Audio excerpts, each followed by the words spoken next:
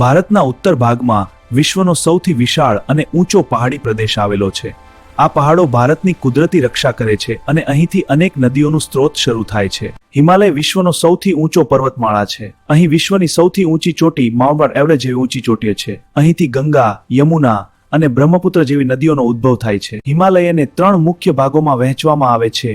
1 હિમાદ્રી, સૌથી ઊંચો અને બરફાચ્છાદિત પ્રદેશ. 3 શિવાલિક, સૌથી નીચો અને નવો પર્વતમાળા વિસ્તાર. કારાકોરમ પાસ લદ્દાખ વિસ્તારમાં આવેલ છે.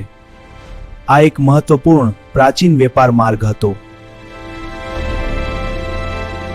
ઝોજીલા શ્રીનગરને લેહ સાથે જોડે છે. શિયાળામાં ભારે હિમવર્ષાને કારણે આ માર્ગ ઘણીવાર બંધ રહે છે. નાથુલા સિક્કિમમાં આવેલ છે. આ ભારત અને ચીન વચ્ચેનો મહત્વનો વેપાર માર્ગ છે. શિપકીલા હિમાચલ પ્રદેશમાં આવેલ છે. તે ઉપરાંત રોહતાંગ પાસ પણ ખૂબ જ પ્રખ્યાત છે, જે મનાલી અને લેહને જોડે છે. ઉત્તરનો પહાડી દેશ ભારત માટે કુદરતી કિલ્લા સમાન છે. આ પ્રદેશ વરસાદ લાવે છે, નદીઓ આપે છે અને પર્યટન માટે પણ ખૂબ જ મહત્વનો છે. આ પહાડો આપણા દેશની ગૌરવ ગાથા છે.